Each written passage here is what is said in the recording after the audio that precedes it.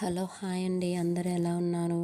నేను మా పాపతో కలిసి పోలాల అమావాస్య పూజ చేసుకుంటున్నాను. మన తెలుగు సాంప్రదాయాల్లో ప్రతి పండగకి ఒక ప్రత్యేకత ఉంటుంది. అలాంటి అలాంటి ఆధ్యాత్మికమైన పండగ ఈ పోలాల అమావాస్య. అయితే ఈ రోజున ముఖ్యంగా పిల్లల ఆరోగ్యం కోసం, వాళ్ళ దీర్ఘాయుష్ కోసం ఆచరిస్తూ ఉంటారన్నమాట ఈ పండగని. ఈ వీడియోలో మనం ఈ పండగ ప్రాముఖ్యత, ఇంకా వ్రత కథ, ఇంకా పూజ విధానం, ఇవన్నీ ఎలా చేయాలో ఏంటో తెలుసుకుందాము. పోలాల అమావాస్య ప్రాముఖ్యత. ఇది ప్రాముఖ్యత ఏంటి అంటే, శ్రావణ మాసంలో వచ్చే అమావాస్యని పోలాల అమావాస్య అని అంటాం మనం. ఆ రోజున పోలేరమ్మ అంటే పోచమ్మ అమ్మవారిని పూజిస్తూ ఉంటాం అన్నమాట. ఆ అమ్మవారు చిన్నపిల్లలకి ఆరోగ్యాన్ని ఇస్తారని అందరికీ నమ్మకం, వాళ్ళు హెల్తీగా ఉంటారని. అందుకే వ్రతం చేసే తల్లులు తమ పిల్లలకి ఎలాంటి వ్యాధులు, అనారోగ్యాలు లేకుండా సుఖ సంతోషాలతో జీవించాలని కోరుకుంటూ ఉంటారన్నమాట. కొన్ని ప్రాంతాల్లో దీన్ని పిత్తోరి అమావాస్య అని కూడా పిలుస్తారు.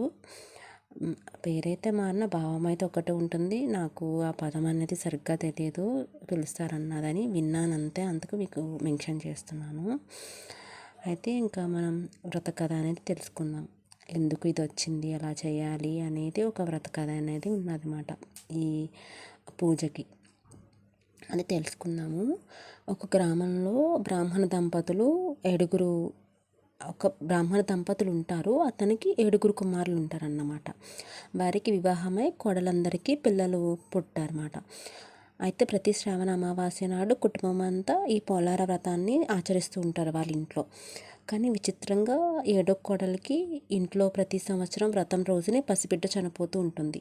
అంటే అదే రోజు ఒక బిడ్డ పుడుతుంది, అదే రోజు చనిపోతూ ఉంటుంది అన్నమాట ప్రతి సంవత్సరం ఈ అమావాస్య నాడు.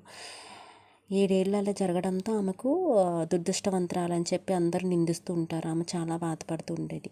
అయితే 7వ సంవత్సరం కూడా ఆమెకి అలానే జన్మించడము, మళ్ళీ అలానే బిడ్డ చనిపోవడం అవుతుంది. ఆ 7వ సంవత్సరం ఏం చేస్తుందంటే, ఆమె బాధను తట్టుకోలేక ఆ చనిపోయిన శిశువుని తీసుకొని పోలేరమ్మ గుడి ముందు కన్నీళ్ళు పెట్టుకుంటుంది అన్నమాట.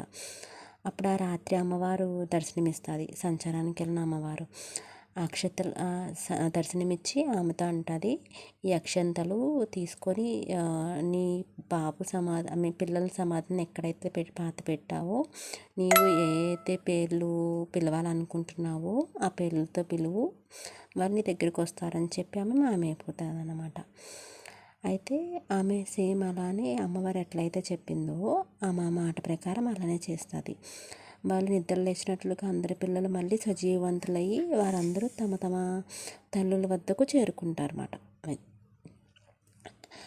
అప్పుడు ఆనంద బాష్పాలతో ఆ 7వ కోడలు అమ్మవారికి నమస్కరించి కృతజ్ఞతలు తెలుపుకుంటుంది. అప్పటి నుండి పోలాల అమావాస్య అనేది పిల్లల క్షేమం కోసం చేసే వ్రతంగా భావిస్తూ ఉంటారన్నమాట ఈ యొక్క పండుగని.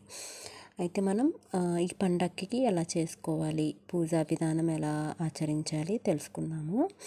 ఈ రోజున మనం తలస్నానం చేసి ఎలా అయితే పూజకి మిగతా పూజలకి ఎలానే చేస్తామో దీనికి కూడా అలానే చేసుకుంటాము. మనకి దీనికి ఒక చిత్రపటం అనేది కావాలి, ప్రతిష్ఠ వెనకాల పెడతారన్నమాట. లైక్ ఒక దుర్గమ్మ ఫోటో కానీ, పార్వతీ పరమేశ్వరుల ఫోటో కానీ, మనకి ఏ అమ్మవారు ఉంటే అమ్మవారి ఫోటో అనేది పెట్టుకుంటారు. ఇంకా పసుపు, కుంకుమ, పూలు, దీపం, అక్షంతలు ఏవైతే పూజకి కావాలో అవన్నీ సిద్ధం చేసుకుంటాం అన్నమాట. ఇంకా మనకి కొన్ని ప్రాంతాల్లో కొన్ని ప్రసాదాలు అనేది పెట్టుకుంటూ ఉంటారు. కొన్ని ప్రసాదాలు అనేది పెట్టుకుంటూ ఉంటారు, వాళ్ళ ఇష్టము. మనకి ఇక్కడ నేనైతే పులిహార, గారెలు, శనగలు, చలివిడి వడపప్పు, పానకం అవి పెట్టాను. ఇవన్నీ పెట్టుకున్నాం. ఇంకా మనం ఫ్రూట్స్ కూడా మనం ఇంట్లో ఏముంటాయో పెట్టుకోవచ్చు. వీటన్నిటికన్నా ముందు మనకు కావాల్సింది కంద మొక్కకి మామిడి రవ్వ ఒకటి అట్లా పెట్టి పాది అమ్మవారి ఫోటో అయితే ఏదైతే చిత్రపటం పెట్టామో ఆ చిత్రపటం దగ్గర పెడతాము. తర్వాత మనము ఇంకా తోరాలు అంటారు కదా, దారము, పసుపు దారము, దానికి ఒక పసుపు కొమ్ము కట్టి ఈ కంద మొక్కకి కడతారు. ఇంకా 2 పూజలో పెట్టుకోవాలి. ఒకటేమో పూజ అయిపోయినాక మనం కట్టుకుంటాము. ఇంకొకటి చిన్నపిల్లలు ఏవైతే మనం ఇంట్లో ఉంటారో చిన్నపిల్లల వాళ్ళకి అయితే చేతికి లేదంటే మొలకి కడుతూ ఉంటారు.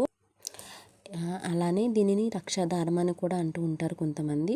పిల్లలు ఆరోగ్యంగా ఉండటానికి ఆ రోజు పూజ చేసి ఆ తర్వాత లాస్ట్లో మనము కడుతూ ఉంటారు ఇట్లాగా.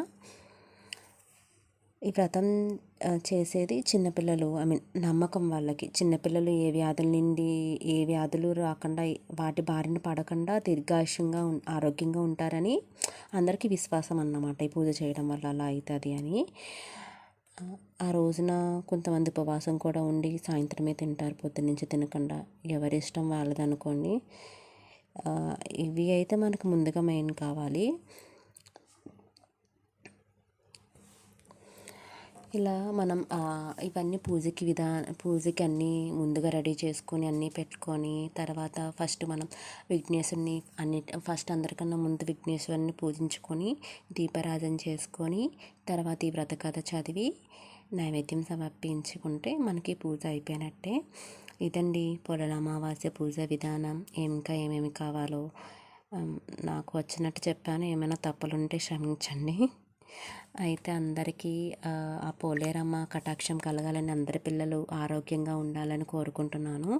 మీకు ఇలాంటి వీడియోస్ కానీ ఇంకా ఇలా ఏమైనా వీడియోస్ కావాలంటే తప్పనిసరిగా సబ్స్క్రైబ్ చేయండి, షేర్ చేయండి, లైక్ చేయండి. Thank you.